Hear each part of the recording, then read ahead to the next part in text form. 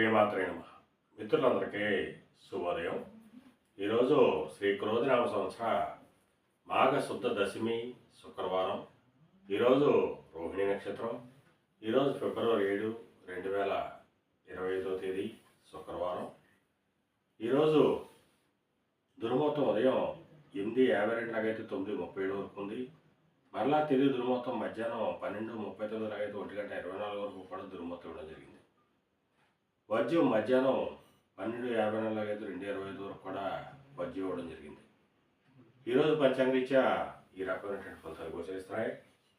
అలాగే ఈరోజు నక్షత్రం అయినటువంటి రోహిణి నక్షత్రం ఎవరికి తారాబలం కుదురుతుందో మనం పరిశీలించినట్లయితే అశ్విని, కృత్తిక, మృగశిర, ఆరుద్ర, పుష్యమి, మక, ఉత్తర, చిత్త, స్వాతి, అనురాధ, మూల, ఉత్తరాషాఢ, ధనిష్ట,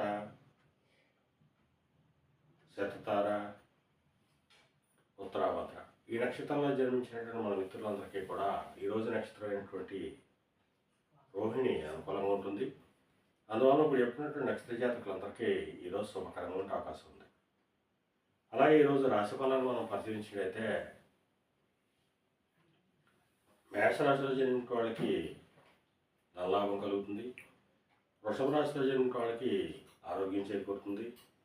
మిథున రాశిలో జన్మించిన వాళ్ళకి అనారోగ్య సూచన ఉంది. కర్కాటక రాశిలో జన్మించిన వాళ్ళకి చేసేటటువంటి వ్యాపారాలు లాభసాటిగా సాగేటట్టు అవకాశం ఉంటుంది. సింహరాశిలో జన్మించిన వాళ్ళకి నిరుద్యోగులకు ఉద్యోగ అవకాశాలు పెరిగేటట్టు అవకాశం ఉంటుంది. కన్యారాశిలో జన్మించిన వాళ్ళకి పితృరాజధానికి సంబంధించిన శుభవార్తలు ఉంటారు. తులారాశిలో జన్మించిన వాళ్ళకి అనారోగ్య సూచన ఉంది. వృశ్చిక రాశిలో జన్మించిన వాళ్ళకి స్త్రీ మూలక ధనలాభం కలుగుతుంది. ధనురాశిలో జన్మించిన వాళ్ళకి శత్రుబుద్ధి కలుగుతుంది. మకర రాశిలో జన్మించిన వాళ్ళకి సంతానానికి సంబంధించి శుభవార్తలు ఉంటారు. కుంభరాశిలో జన్మించిన వాళ్ళకి అతి సామాన్యంగా ఉంటుంది. మేన రాశిలో జన్మించిన వాళ్ళకి పరాక్రమంతో ఆదాయవనలు ఏర్పడతాయి.